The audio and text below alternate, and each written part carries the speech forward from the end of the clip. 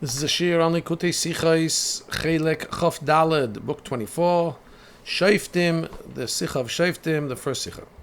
With regard to the mitzvah that it's spoken about in our parsha of appointing a king, the Torah says, "Seim tasim alecha melech," you shall surely place upon yourself a king. So it's well known the question. And the Rabbi in the footnote says that this question is broad. It's a well-known question. It's in the Abarbanel. It's in the Kli Yakar. It's in the Radak. It's a well-known question. What's the question? You'll see the question. You'll understand. It's a blatant question. When the Yidden came and they asked by Shmuel Hanavi, they said, "Give us a king." He was very upset. Later in the book of Shmuel, book of Samuel, the first book, Shmuel Aleph, the Jewish people come and they say, "Okay, now we have conquered Israel. Place upon us a king." So rather than having a positive reaction, they want to fulfill now the mitzvah that Hashem has given them in our parsha, make a king, Hashem reacts. Shmuel is upset, and Hashem also reacts in a way that shows his displeasure. He says, "Ki oisi masu." Shmuel, don't worry, they're not rebelling against you. It's not that they want to replace you, that you're not good enough in your leadership. They want a king, but they've denigrated, they are despising me. It's me they want to, so to speak, distance themselves from and have a physical king. We need to understand. It's a mitzvah that Hashem himself told the Yidden, especially according to what our sages tell us, that Gimel mitzvahs nitzavi Yisrael biknisosam la'aretz. There were 3 mitzvahs that the Bnei Yisrael achieved and were commanded when they came into Eretz Yisrael. One of them is lahamid lamelech, to appoint for them a king, etc. So if there's a mitzvah when they go into Eretz Yisrael to appoint a king, the other mitzvah relates to Amalek and the other mitzvah relates to the Beis HaMikdash. But the mitzvah of making a king is something they get when they come into Eretz Yisrael, and must be a very high mitzvah. It's in the country, it's a mitzvah that you can't always do. It's a mitzvah that's hinged on being settled in Eretz Yisrael. So it's such a big mitzvah, why does Hashem respond that he finds it unfavorable?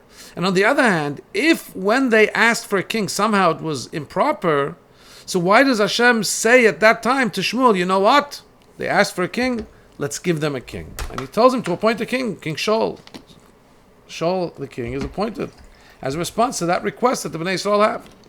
So, 2 questions. In other words, isn't it a mitzvah regardless? The Torah gave us such a mitzvah. On the other hand, if somehow they ask for it not in a proper way, why does Hashem say to make a king? So in Chassidus, the Tzemach Tzedek in Derech Mitzvah Secha, where he explains the reasons behind mitzvahs, he explains as follows, that the point of appointing a king is 2 reasons. One reason higher than the other reason. Aleph. First of all, a simple reason.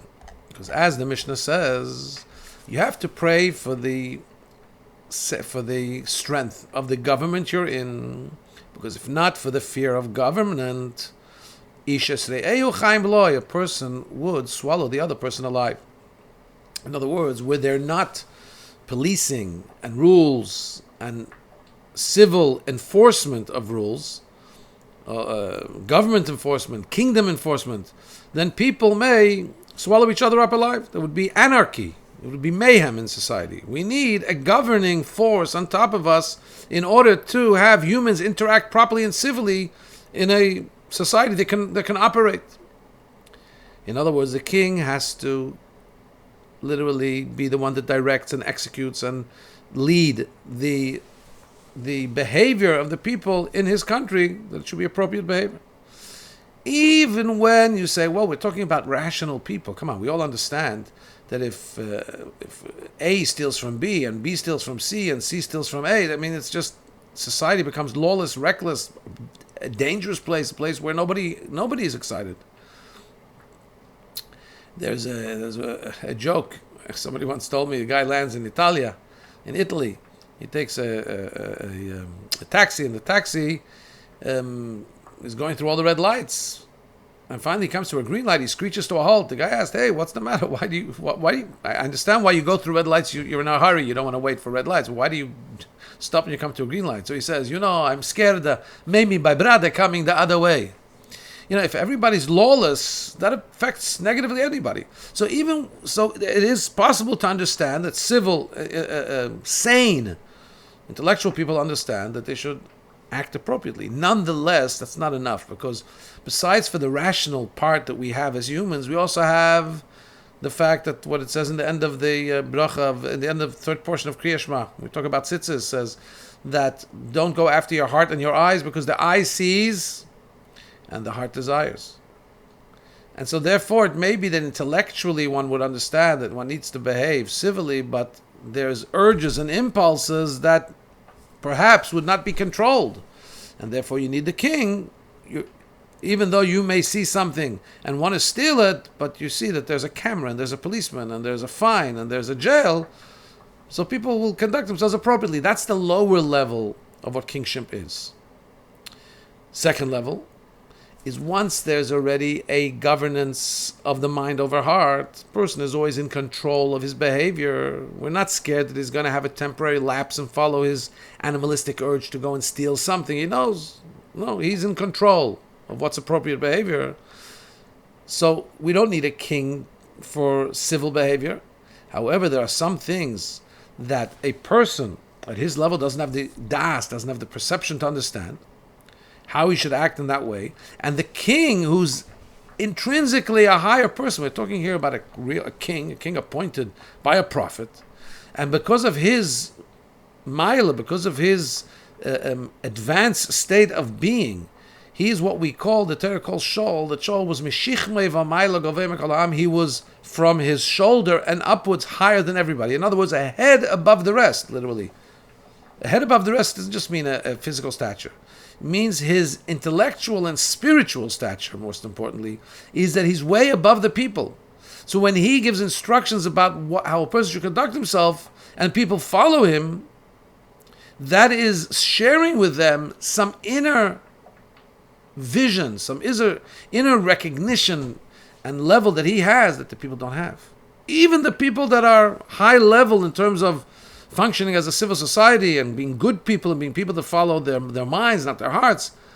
But the king is a different level entirely. And what he's seeing is what the people aren't seeing, and he shares that with them.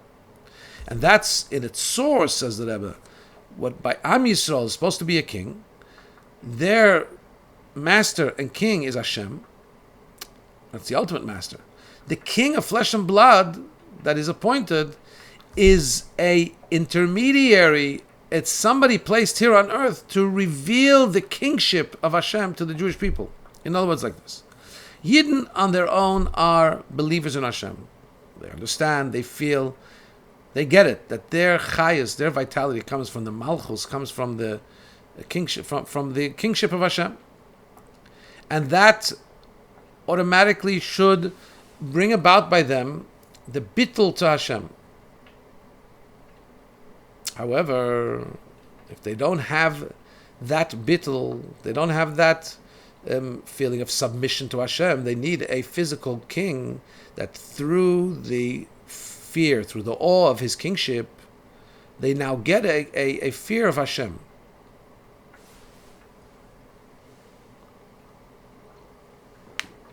The Rebbe just referenced here another thing. There's two levels in Derech Mitzvah Sechel there. The lower level of kingship is actually two parts of a spectrum. The lower end of the spectrum is if without a king, without governance, a person would swallow up the other person. Simply, we need strong governance. We need a king to make sure that the behavior of society is civil and moral. Then there's something a little bit higher, but it's also part of this lower level, and that is the highest person in terms of power in the kingdom is the king. When the king is like it says by David HaMelech, by the good kings, when the king is in a state of submissiveness and bittul, and he is egoless in front of God, then by extension everybody gets impacted by that and becomes in awe and submissive to Hashem. Because if the king, who's the greatest, most powerful, most awe-inspiring, and the subjects have to be totally subjugated and submissive before him, Who is he submissive to and egoless before Hashem? So the greatest person in the imagination of the subject is the king, and his behavior is a behavior that engenders and arouses submissiveness to Hashem. So, can I say they say a joke? I shouldn't say a joke in such. It just perhaps will help a little bit to understand this point. They say the whole France is scared of a mouse. Why? Because everybody is scared of Napoleon. Napoleon is scared of his wife. His wife is scared of a mouse. So by extension, the whole France is scared of a mouse. It's a joke, obviously. But there is some aspect that perhaps we can understand here. At the lower end of the spectrum, a king keeps society together. At the higher end, he's the ultimate model of how we should be, how the subjects should be egoless and submissive before Hashem. Because what's your what is your ego aimed towards? A lot of money, a lot of power. And what happens when you get to the money and power? Look at the king. You realize that so by extension, but that's lower level. Because like the Rebbe says here, Yidden by default are believers on Hashem. And really what that includes is also that they understand that everything they have comes from Hashem, so they don't need a king to give an example of how to be submissive to Hashem. That's still a lower level. Again, two spectrums, I think we could say, of that lower level. One is simply to make sure people don't steal, and the other one is to make sure that people are submissive for Hashem. People are not mistakenly arrogant and proud and ego edging God out. You see, the king is the greatest in their mind, and he's submissive for Hashem. That brings us submissive, but that's lower level still. However, says the Rebbe continues, when the Yidden are in a position where they have that bittul, that submissiveness before Hashem, in and of themselves, then what the achievement, what the meaning and addition by appointing a king, that's the higher level. That's going to transmit to them the levels of godliness, alikus, that the Yidden would not be able to come to on their own. Because you're talking about levels that are higher, definitively higher from what they can comprehend. The king is a higher person. He has a higher level of depth given to him by Hashem. And the king, because of his greater presence, because of his greater level, draws down and pours down to the people this higher level that he sees, shares with them that level. And that already creates by the Yidden a higher level of yira and bittul, of submissiveness and being egoless before Hashem. Something that's higher than their capacity of understanding. And therefore they would not have come to it from themselves. It's a higher level. He's sharing with them something that he sees that they don't see. Gimel, according to this, we'll understand the answer to the questions. Shmuel Hanavi wanted that the Yidden should be in the higher level. They should be submissive to Hashem because of their own level. They shouldn't need a king to bring them, not to acting civil and not even to being egoless before Hashem. The king should be a high level king. He should be able to bring to them to a higher level of bittul, of submissiveness and yira, or generally a higher level of awe. And generally speaking, says the Rebbe, this is yira ilah. This is a higher level of awe. We say it's not fear of punishment, it's not fear of Gehenna, it's simply a huge, when you in the awareness of the awesomeness of Hashem, and you just want to be connected to Him by doing Torah, mitzvahs, and so on. But the Yidden didn't ask. What the Yidden asked, in their language, they said, we want a king to judge us kechol hakoyim, like all the nations. A king that should protect us from swallowing each other up alive. Oy vey, Shmuel says, that's not good. That shows that they're not aiming for that level that I want from them. They're talking about keeping them in check, lower level.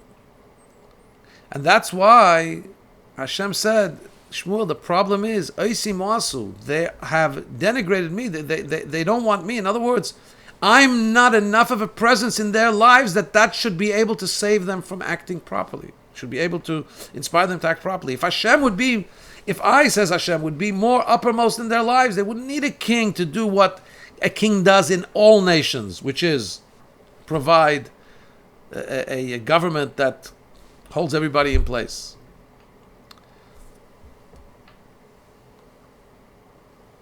But you may ask, doesn't the pasuk here in Shoftim say that when you come to Eretz Yisrael and you say, I want a king like all the nations, make a king? That's just what they're asking in Shoftim. So the Rebbe brings an other time from the Ramban. The Ramban here says that really, where the Torah says you will come to Israel and you will say, make a king like all kings, that's not part of the mitzvah. The mitzvah is to make a king, and that's higher level. A king that should bring a higher, an intrinsically higher level than the Jews can come to on themselves. That's really the mitzvah, the base mitzvah. The pasuk that's saying you will come and say, give me a king like all the nations, that's a prediction that's put in the Torah. This is what's going to happen. This is not the way it should, but in the end that's what's going to happen. And that's what happens. But really the mitzvah, and that's what Shmuel really was disappointed about, the mitzvah should be a higher level. Now, we asked, okay, so now we understand why Shmuel's disappointed, why Hashem's disappointed. He says it's because I'm not enough present. They so to speak, they despise me. I'm not present enough in their life. They need somebody to hold them together. They need a government to create civility.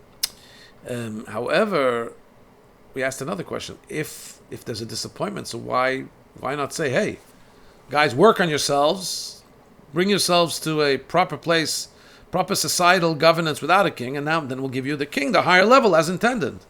Why does Hashem give in and say, okay, we'll give you a king like all the nations? We understand that it's his movement, says the Rebbe, it's understood. Hashem nonetheless, noch yegeb, and he gives in, so to speak.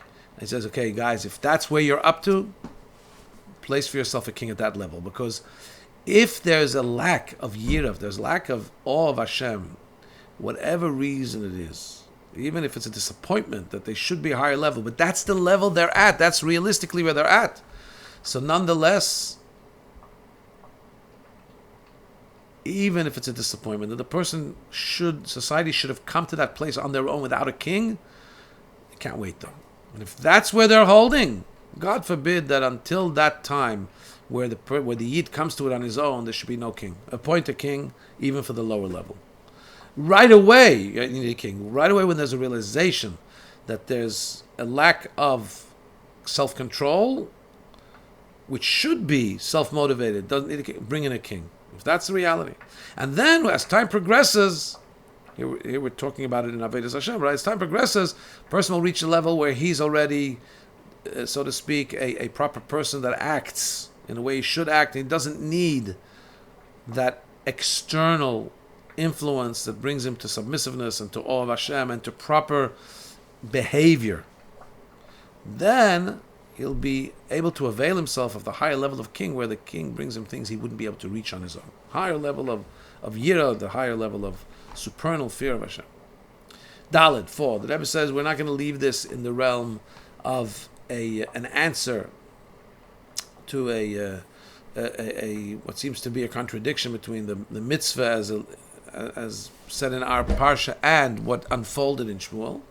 From everything we learn, you have to get a teaching in the service of Hashem. Even at the time of Golus, there's no kings. So how can this apply to us? We said you have to come into Eretz Yisrael, and we need Mashiach to have a king. But our sages tell us, Man Malki Rabbanon, who are the kings today? Those are Rabbanon, those are the Torah teachers and scholars. And just like there's a mitzvah of appointing a king, similarly a Yid has upon himself a mitzvah as spoken about in Pirkei Avos, to appoint upon himself a king, but in the form of a Rabbanon, in the form of a teacher. Asei lecha rav, Pirkei Avos says, make for yourself a teacher. And here's the teaching that we have in regards to how do we go about that from the mitzvah that we've just explained about appointing a king. There are some people that think, hey, I don't need a king for lower level things. For lower level things, and I understand myself what's right to do. I can make my own decisions. I don't need to go and ask somebody who I've appointed upon myself to be my mentor, to be my teacher, to be my Rav. The Mishnah here says, no. Asei lecha Rav. Every Jew needs to have a teacher, a Rav. The person may think, okay, I know that we need a teacher. That's to teach me, lofty things.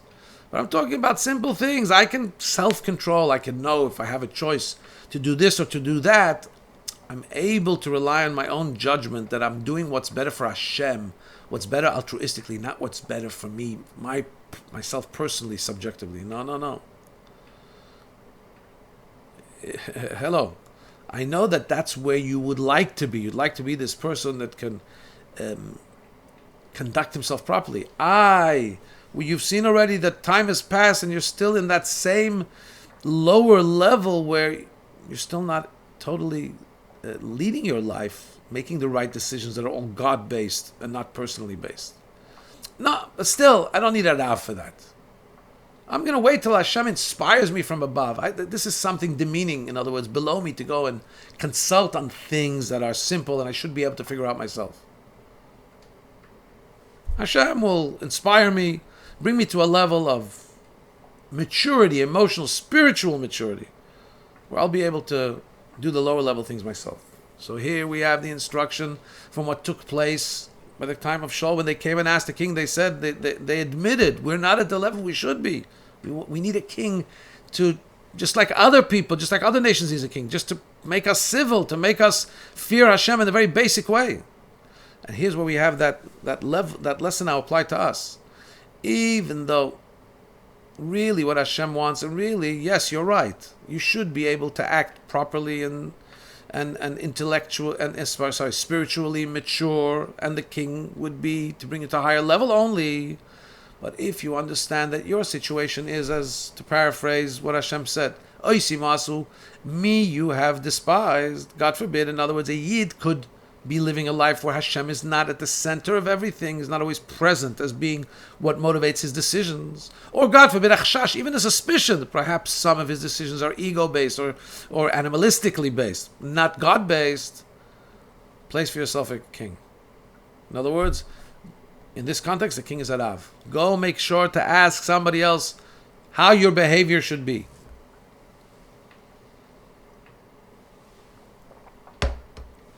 Yep. Hey, paragraph 5. There are some people at the other end of the spectrum. They say, hey, I believe I do need a Rav. But how can I find somebody better than me that can be able to guide me? I'd love to take for myself a spiritual guide, a mentor. I don't want to make decisions myself. I know that I'm at a level where perhaps I'm vested and I'm subjective, but I can't find anybody. That guy, nah. So a person has to know that's also coming from the Yetzer Hara, because it's not possible that there shouldn't be somebody in your environment, as the Rebbe quotes in footnote 13. The Medrash says, "Ein der Shem Moshe." There's no generation that doesn't have somebody like Moshe. There's never a situation where there isn't somebody of leadership. It's not possible in the reality of Hashem's world that there isn't somebody that you know that has more love of God and fear of God than you. And mainly he can be for you a mentor. But it may not be so simple to submit yourself before somebody else. It says, Asay lecha Rav, make for yourself a Rav. You know the language Asay, which is make. Interesting that there's a halacha where we use this. Maisa means do. So Asay means do for yourself, make for yourself a Rav. But there's also Maisa the word me'ase means force. There's a halacha about tzedakah. There's a law. If somebody doesn't want to give tzedakah and there's a communal responsibility to, you can force, for certain tzedakahs, you can force somebody to give tzedakah. The language used is me'asin. You're able to make it be done even against the other person's will. You're able to force the tzedakah to be given. To make for yourself a Rav can also require self-determination, where, to use language in the Sikha, kfiyas yeshus atzmi, bending your own ego. There's a submissiveness that we by nature have, many of us by nature have trouble with. To understand that we need to come and receive guidance from others, from somebody else who we've appointed upon ourselves to be our spiritual guide. And that could take yigiyah, it could take, to do that may take toiling. Maybe you'll have to toil to find the right fit for somebody who's spiritually ahead of him and can advise him. But we're instructed by the Mishnah to do that. We're instructed, and you will find, because you cannot rely upon yourself. A person is not allowed and not able, and not when he's intellectually, if he's intellectually honest, you'll know what the Pirkei Avos says, Al tamim ba'atzmach liyamesu. You cannot rely on yourself till the day of passing. In other words, you can never rely on yourself. We are subjective. Come on, you know that the mind conjures up all kinds of reasons and things why what you Why what you're doing because of some kind of self-interest in your mind sometimes can be portrayed as being altruistic. That's our human nature. We're subjective. You need to have a Rav. You need to have somebody objective who can guide you. And we know, even though it may be difficult to find that, your guide told us, if you toil, you will find. If you really look truthfully to find a guide, to find a spiritual guide, you'll find. And what does a Rav do? If the Rav is like a Melech, so now let's correlate it back. What does a king do with the people? This year we have a special year. The whole year is called Hakel. Really, the assembly of the entire Jewish people was during the festival of Sukkot. But the Rebbe said that this spreads through the entire year. But what happened during that assemblage on Sukkot? The king had to read the portions of Torah. Prominently amongst those portions of Torah is the Shema and the V'hayim Shemaya. What do those parshas speak about? We say them every day. First Shema, which is Shema Yisrael, Hear, O Israel, Hashem Elokeinu, Hashem Echad. A Jew has to understand, you talk to yourself. Here, Hashem is one. In other words, accepting the yoke of heaven upon ourselves. And then, of course, if you accept upon yourself the yoke of heaven, what follows is you should listen to Hashem. V'hayim Shema, if you listen to Hashem, then the Torah says, V'asafta l'ganecha, you will gather in your grains. In other words, what we have to understand is that, and we sometimes have difficulty, it seems, understanding that. That's when we need a Rav, a teacher. A Melech has to, every 7 years, say this again. We say it every day, but here's what we have to hear. If you listen to Hashem, you'll be blessed with having plenty of grain. Okay, that just sounds like, okay, there's going to be a reward. No. The Rebbe says here, this is something that's, in a way, higher than intellect. In other words, listening to Hashem, how does that bring you more grain? To put it into a modern day scenario, how is davening with a minyan going to help you in your business? It would seem even counterintuitive. Perhaps davening with a minyan will take away times for you to be available for business meetings. So the king is coming from an exalted position of seeing what the average person doesn't see. What he explains to you is, first of all, the oneness of Hashem, and you have to submit to Hashem. But then he also explains, he wants you to understand what he sees, but now what we may not understand, it may be counterintuitive. He wants to give you to understand that V'asafta d'ganecha, the ingathering of the grain, is dependent on the Shomer Tishma, listening to Hashem. You see, and this is what a Rav can also achieve. There's a function also of a Melech. And after the Rav is going to, that's lower level though, is going to arouse you that you should be submissive before Hashem and have the yoke of Hashem on you. In the lower level, like the first level of king, then he's also going to be blessed to bring upon you the higher level you're seeking. Yirah Elah, the higher form of fear of Hashem. A fascinating thing, the Rebbe, this is a talk from 1953, Shnas Hakel, a Sukkot talk.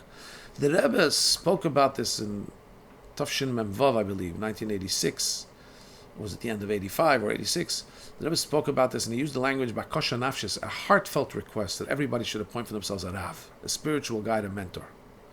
An interesting thing that I believe the Rebbe says there in those sichos, is the person you're going to, if you go to a Rebbe, of course, a Rebbe is not a super chassid. The Rebbe is a next level. So it's a totally removed level. The Rebbe is a neshama of Atzilus. He sees things that the chassidim don't see. And obviously, you ask the Rebbe, that's something else. But the Rebbe said you need to have a Rav from within. A Rav means that you have to have a spiritual guide, a mentor from within the general society. So is he really all that endowed? I'm going to ask him what to do. Said the Rebbe, if Torah is telling us, Aseh lecha Rav, and in our generation the Rebbe is telling us you have to be very meticulous about this mitzvah, about this instruction of the Pirkei Avos, to put for yourself a spiritual guide, don't rely on yourself, go and take counsel, then Hashem will give you, via him, that correct answer, the proper way you should conduct yourself. You see, it's not because you don't have to see that person is so deeply intelligent and devout. Yes, you should look for somebody who's ahead of you in that spectrum. But still, when you understand that that's what Hashem wants, That's what's in the Torah. That's what the Chacham say Pirkei Avos is. That's what in our generation the Rebbe said is a call of the hour to make sure Aseh L'charav. Then you understand that Hashem's message to you, and as Chassidim, the Rebbe's tailor-made message in the generation for you, as the Moshe in our generation, is going to come to you through that Rav. And it seems to be that the Rebbe is saying here, besides for that level, there's also a higher level of bittul that will be coming to you. But I'm not sure. Again, I'm just trying to connect a few things. Definitely, we know the Rebbe was firmly insistent that everybody has to have Aseh L'charav. And the Rebbe says here, you may have to work on it. And you may be not easy for you to appoint somebody. It may not be easy for you to find somebody, to toil at it. It's not just a haphazard thing. If I bump into it, you got to work on it. And all of this has a special connection to the end, the heels of Mashiach. And that was the end of time, where the heels, the whole generation, the whole Am Yisrael, and the whole collective history is like one body. We're at the heels. We're all the way at the end. Right before Mashiach comes, what's Mashiach? Two things. A Rav, he's going to teach everybody Torah, even to the Avis of Moshe Rabbeinu. He's going to have incredible depth in Torah, and a Melech, Malka Mashiach. So a combination of those two things, Melech and Rav. May you all have success in finding your Aseh L'charav and making your king upon yourself, and having both levels. And we should have Mashiach right now.